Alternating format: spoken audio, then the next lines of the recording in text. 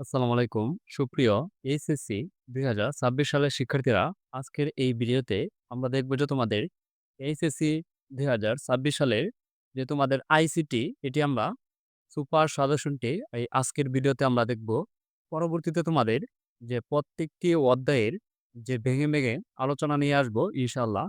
১ম এ আমরা দেখব যে তোমাদের এই সাজেশন চ্যাপ্টার 1 থেকে তোমাদের সিকিউ প্রশ্নের জন্য যে প্রশ্নগুলো থাকতে পারে, virtual reality, artificial intelligence, biometrics, genetic engineering, cryosurgery, nano technology.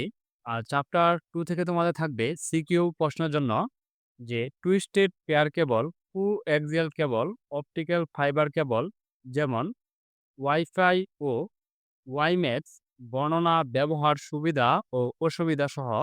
আর তারপর হচ্ছে তোমাদের চ্যাপ্টার ২ থেকে সকল টপোলজি, বর্ণনা, ব্যবহার, সুবিধা ও অসুবিধা। আর ৩ নম্বর হচ্ছে কম্পিউটার নেটওয়ার্কের ধরন যেমন পিএএন, এলএএন, এমএএন, ডাব্লিউএএন বর্ণনা ব্যবহার করে সুবিধা ও অসুবিধাগুলো লেখ। মেট্রোপলিটন যে area network, LAN area network যে লোকাল এরিয়া নেটওয়ার্ক। আর তারপর হচ্ছে তৃতীয়, চতুর্থ, পঞ্চম প্রজন্মের যে মোবাইল, ডেটা ট্রান্সমিশন মোড এর প্রকারভেদ ও ব্যবহার, ক্লাউড কম্পিউটিং, তারপর হচ্ছে চ্যাপ্টার 3 থেকে তোমাদের যে সংখ্যা পদ্ধতি সিকিউ প্রশ্নের জন্য যে প্রশ্নগুলো তোমরা পড়তে পারো, সংখ্যা পদ্ধতির রূপান্তর যেমন ডেসিমেল ও অক্টালে রূপান্তর। আর তারপর হচ্ছে ২ এর পরিপূরক পদ্ধতিতে বিয়োগ বা যোগের মাধ্যমে বিয়োগ। তারপর হচ্ছে চ্যাপ্টার 3 থেকে তোমাদের পার্ট 2 ডিজিটাল ডিভাইস যেমন বুলিয়ান অ্যালজেব্রা ব্যবহার করে ফাংশন সরলীকরণ ও সত্যক সারণী গঠন, শুধুমাত্র ন্যান্ড গেট অথবা নর গেট দিয়ে সার্কিট সরলীকরণ ও বাস্তবায়ন। আর ৩ হচ্ছে ২টি হাফ অ্যাডারের যে সাহায্যে একটি ফুল অ্যাডার বাস্তবায়ন করা।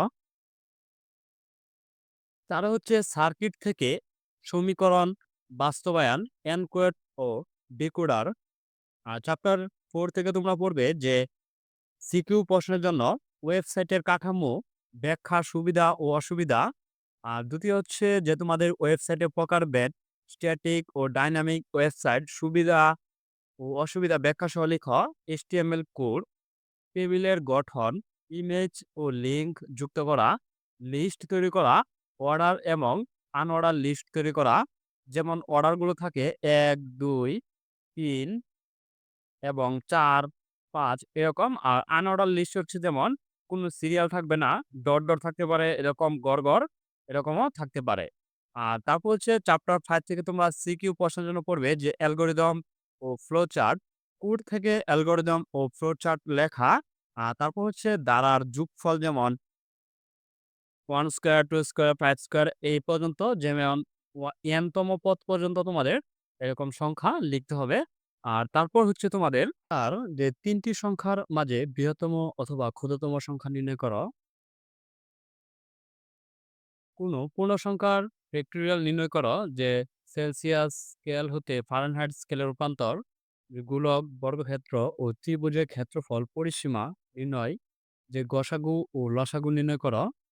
তারপর হচ্ছে সি প্রোগ্রাম যে for loop, do while loop যেমন গো টু স্টেটমেন্ট এর সাহায্যে দ্বারা যোগফল যেমন n তম পদ পর্যন্ত করো। ৩ টি সংখ্যার মাঝে যে বৃহত্তম অথবা ক্ষুদ্রতম সংখ্যা নির্ণয় করো। প্রোগ্রামের যে প্রোগ্রাম সংশোধন, লসাগু ও গসাগু নির্ণয় একটি পূর্ণ প্রোগ্রাম বাস্তবায়নের বিভিন্ন ধাপ বর্ণনা করো। আর এখন আমরা দেখে নেব যে তোমাদের প্রত্যেকটি অধ্যায় থেকে তোমাদের বহুনির্বাচনী প্রশ্নগুলো কি আসতে পারে, সেই বিষয়গুলো আমরা দেখব। যে প্রথম অধ্যায় থেকে কোনটিতে যে জীববিজ্ঞানের সাথে ডেটাবেস, অ্যালগরিদম, পরিসংখ্যান ইত্যাদি বিষয়ের সমন্বয় হয়েছে। যে biometrics, robotics, bioinformatics, genetic engineering. উত্তর হচ্ছে গ বায়োইনফরমেটিক্স। তারপর হচ্ছে ২ কোনটি ডিএনএ এর নতুন সিকোয়েন্স তৈরির প্রযুক্তি। এখানে উত্তরটি হচ্ছে খ যে জেনেটিক ইঞ্জিনিয়ারিং। আর তারপর হচ্ছে যে তোমাদের ৩ জেনেটিক ইঞ্জিনিয়ারিং এর মাধ্যমে যে জীবের নতুন জিনোম আবিষ্কার করা হয়। এখানে উত্তরটি হচ্ছে ক ১ এবং ২। যে বাণিজ্যিকভাবে ইনসুলিন ইনসুলিন তৈরি করা যায়। আর তারপর হচ্ছে ৪ ন্যানো প্রযুক্তি ব্যবহৃত হয়। এখানে উত্তরটি হচ্ছে খ, যেমন ১ এবং ৩ ওষুধ তৈরিতে, প্যাকেজিং ও প্রলেপ তৈরিতে। আর তারপর হচ্ছে ৫ ডক্টর সিরাজ একজন কৃষি বিজ্ঞানী। সে এখন একটি উচ্চ ফলনশীল পেঁপে উদ্ভাবন করল যার প্রতিটির ওজন প্রায় ১৫ কেজি। ডক্টর সিরাজ এর ব্যবহৃত প্রযুক্তির নাম কি? এখানে উত্তরটি হচ্ছে ঘ, যে জেনেটিক ইঞ্জিনিয়ারিং। আর তারপর হচ্ছে যে বিআরআরআই কৃতক উদ্ভাবিত বিভিন্ন উচ্চ ফলনশীল ধান আবিষ্কারের ফলে বাংলাদেশ এখন চাল রপ্তানিকারক দেশ হিসেবে পরিচিত লাভ করেছে। এখানে উত্তরটি হচ্ছে ৬ এর উত্তরটি হচ্ছে গ, যে জেনেটিক ইঞ্জিনিয়ারিং। আর তারপর হচ্ছে যে তোমাদের অধ্যায় ২য় থেকে এখানে দেখো যে তোমাদের একটি চিত্র দেওয়া আছে। ব্রডকাস্ট, মাল্টিকাস্ট এবং সিমপ্লেক্স। এখানে নিচের কোনটি উত্তরটি সঠিক হবে? এখানে উত্তরটি হবে যে গ, ১ এবং ৩ ব্রডকাস্ট এবং সিমপ্লেক্স। তারপর হচ্ছে ২ যে কোন ট্রান্সমিশনে data character by character transmit হয়? এই ২ এর উত্তরটি হচ্ছে যে খ, এসিনক্রোনাসে। আর তারপর হচ্ছে ৩ বিপিএস এর পূর্ণরূপ কি? এর উত্তরটি হচ্ছে যে bit per second, bit per second. আর তারপর হচ্ছে যে ৪ যে একটি চ্যানেল দিয়ে ৫ সেকেন্ডে ৯০০০ বিট স্থানান্তরিত হলে তার ব্যান্ডউইথ কত? এর উত্তর হচ্ছে যে ১৮০০ বিপিএস, বিট পার সেকেন্ড। ১৮০০ যে বিপিএস। তারপর হচ্ছে গ্রুপ এসএমএস মোড কি? এই ৫ এর উত্তরটি হচ্ছে যে গ, যে মাল্টিকাস্ট। আর তারপর হচ্ছে ৬ ন্যারো ব্যান্ডে কত গতিতে ডেটা স্থানান্তর হয়? এর উত্তরটি হচ্ছে যে ৩০০ বিপিএস। তারপর হচ্ছে ৭ কিবোর্ড থেকে সিপিইউতে ডেটা স্থানান্তরের সময় ব্যবহৃত ট্রান্সমিশনের বৈশিষ্ট্য হলো যে এর উত্তরটি হচ্ছে খ, ২ এবং ৩। যেমন যেকোনো সময় ডেটা প্রেরণ ও গ্রহণ করতে পারে, প্রাইমারি স্টোরেজ ডিভাইসের প্রয়োজন হয় না। আর তারপর হচ্ছে যে ৮ ৫ কিলোবাইট ডেটা আদান-প্রদানের ক্ষেত্রে অ্যাসিনক্রোনাস ট্রান্সমিশনের দক্ষতা কত? উত্তর হচ্ছে ক, ৭২.৭৩%। আর তারপর হচ্ছে নিচের উদ্দীপকটি পড়ো এবং পরবর্তী দুটি প্রশ্নের উত্তর দাও। যে রায়হান সাহেব মাল্টিমিডিয়া প্রজেক্টর ব্যবহার করে ক্লাস নেন। যে সকল শিক্ষার্থীরা ক্লাস অনুপস্থিত থাকে তাদের অভিভাবকদের এসএমএস এর মাধ্যমে অনুপস্থিতির বিষয়ে অবহিত যে করা হয়। ৯ উদ্দীপকের আলোকে রায়হান সাহেবের ক্লাস নেওয়ার সময় কোন ধরনের ডেটা ট্রান্সমিশন মোড ব্যবহৃত হয়? উত্তরটি হচ্ছে ক, যে সিমপ্লেক্স। অনুপস্থিতির বিষয়টি জানানোর জন্য ব্যবহৃত ডেটা ট্রান্সমিশন মোড হলো এই ১০ এর উত্তরটি হচ্ছে ক, ১ এবং ২ ইউনিকাস্ট এবং মাল্টিকাস্ট। আর তারপর হচ্ছে ১১ টেলিভিশনের ডেটা ট্রান্সমিট হচ্ছে। এর উত্তর হচ্ছে খ, যেমন ১ এবং ৩ সিমপ্লেক্স এবং ব্রডকাস্ট। কম্পিউটার থেকে প্রিন্টারে ডেটা স্থানান্তরিত হয় ভয়েস ব্যান্ড। তারপর হচ্ছে ভয়েস ব্যান্ড কোথায় ব্যবহৃত হয়? এর উত্তর হচ্ছে খ, টেলিফোনে। আর তারপর হচ্ছে একই সাথে উভয় প্লে দিয়ে ডেটা স্থানান্তর পদ্ধতিকে কি বলে? উত্তর হচ্ছে গ, ফুল ডুপ্লেক্স। বার্তা জানানোর মোড কোনটি? উত্তরটি হচ্ছে ক, মাল্টিকাস্ট। মডেমের অ্যানালগ সংকেতে ডিজিটাল সংকেতে পরিণত করাকে কাজকে কি বলে? এর উত্তরটি হচ্ছে খ, ডি ডিমডুলেশন।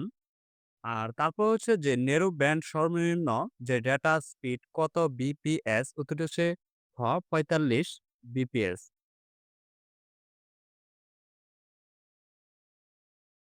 রেডিও সিগন্যাল প্রথমে ডিজিটাল পদ্ধতিতে কোন প্রজন্মের মোবাইলে ব্যবহৃত হয়? উত্তরটি হচ্ছে খ, 2G।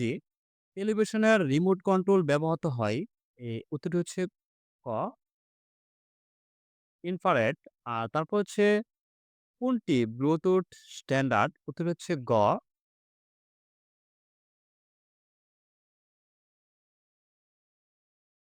আইপি ডেটা নেটওয়ার্ক কোনটি? উত্তর হচ্ছে ঘ, যেমন 4G। উদ্দীপকে উল্লেখিত নেটওয়ার্ক হাব কোনটি? উত্তর হচ্ছে ক, WPN উদ্দীপকের নেটওয়ার্ক, যে উত্তরটি হচ্ছে খ ১ এবং ৩, যে কেবলের মাধ্যমে ওয়াইফাই এর মাধ্যমে। কোনটি চতুর্থ প্রজন্মের মোবাইল ফোনের প্রধান বৈশিষ্ট্য? উত্তর হচ্ছে ক আইপি নির্ভর ওয়্যারলেস নেটওয়ার্ক। তারপর হচ্ছে জিএসএম এর পুনরূপ হলো, উত্তর হচ্ছে গ global global system for mobile communication. তারপর হচ্ছে সাশ্রয়ীভাবে যে পাহাড়ি এলাকায় কার্যকরী নেটওয়ার্ক স্থাপনের জন্য কোন মাধ্যমটি সুবিধাজনক? উত্তরটি হচ্ছে গ ওয়াইফাই। ব্লুটুথের মাধ্যমে তৈরি নেটওয়ার্ককে বলে যে পিএএন।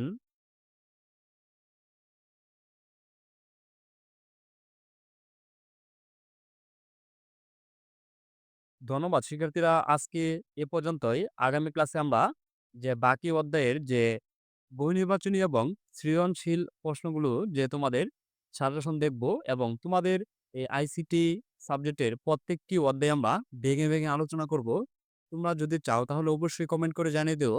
পরবর্তী ভিডিও থেকে তোমাদের প্রত্যেকটি প্রশ্ন যে আমরা ভেঙে ভেঙে আলোচনা করব, এবং গত পরীক্ষায় যে বিভিন্ন বোর্ড প্রশ্নগুলো তোমাদের সমাধান করার চেষ্টা করব ইনশাল্লাহ। আর পরবর্তী ভিডিও সবার আগে পেতে চ্যানেলটি সাবস্ক্রাইব করে পাশেই থাকবে।